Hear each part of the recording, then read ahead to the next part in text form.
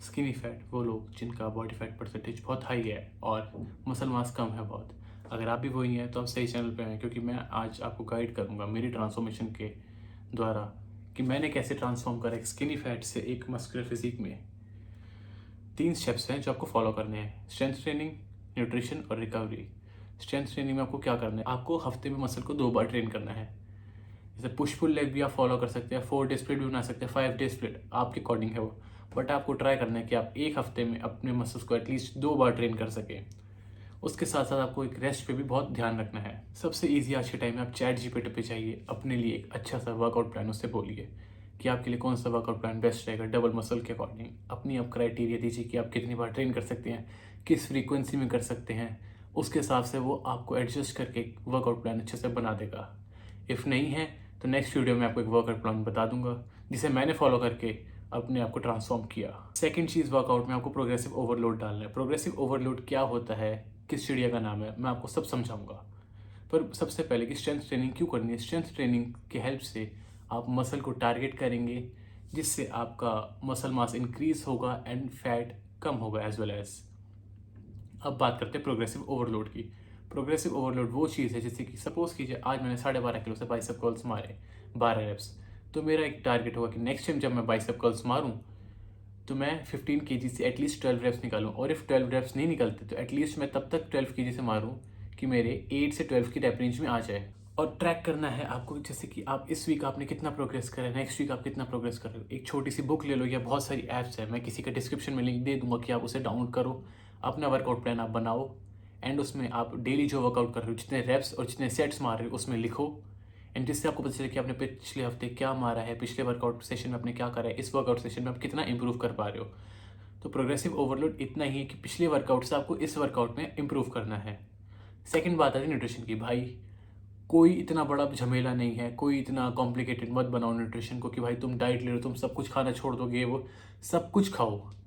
Basic तुम्हें क्या करना है, बेसिक चीज़ ये है, तुम्हें पहले अपने कैलोरी एक्सपेंडिचर पता होना ज़रूरी है।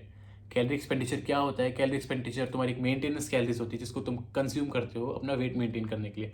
सपोज करो एक इंडिविजुअल है, उसकी मेंटेनेंस कैलोरीज है 2500, तो 2500 अगर वो खाएगा तो उसका वेट उस पर मेंटेन रहेगा। अगर वो 2600 खाएगा तो वो उसका वेट इंक्रीज होगा, अगर वो 2400 खाएगा तो वेट डिक्रीज होगा। आपका गोल क्या है, स्किनी फैट के अकॉर्डिंग आपको मसल गेन करना है या फैट लूज करना है।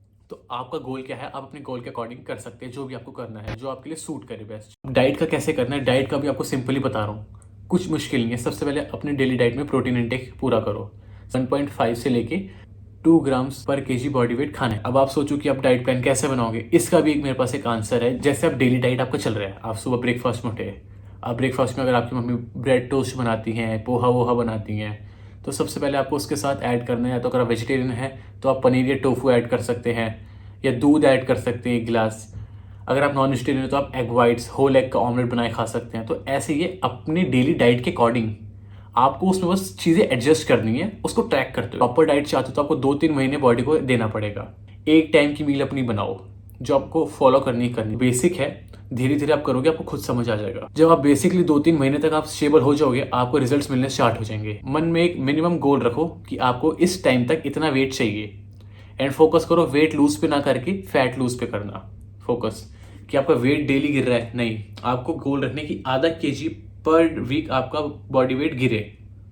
और आप आधा केजी अगर आप बॉडी वेट गिरा रहे हो अपना, तो आप अपनी स्ट्रेंथ भी बढ़ाओ कि मसल मास भी आपका बढ़े, आपकी स्ट्रेंथ भी बढ़े। और जिम से 1 घंटा पहले एटलीस्ट आपको प्री वर्कआउट मील जरूर लेनी है, जिसमें आप कार्ब्स खाएं, जैसे एक बनाना हो गया एंड ब्लैक कॉफ़ी हो गई। या प्री वर्कआउट अगर आप लेते हैं तो आप वो भी ले सकते हैं। बेसिक प्रिंसिपल्स को आपको फॉलो करना है, अपने अकॉर्डिंग आपको बनाने हैं प्लान। मैंने भी नॉलेज बेसिक रखी, उस बेसिक नॉलेज को अप्लाई करा, थोड़ी दिक्कत आई बट जब मैं समझा तो बहुत ईजी लगा। अब मैं बल्क कर रहा हूँ, lean bulk, and from last 3 months मेरा 3 केजी बॉडी वेट बढ़ा है। और 3 केजी आई गेस बहुत अच्छा स्पीड से मैं आगे बढ़ रहा हूँ। मेरा एक गोल है कि मेरे को अप्रैल तक 76 बॉडी वेट करना है अच्छे मसल मास के साथ। आपको भी एक ऐसे रियलिस्टिक गोल्स रखने हैं कि 6 महीने में आपको क्या रखना है। Best rate of fat loose जिसे कहते हैं वो होता है मंथली आप 4 केजी लूज करो।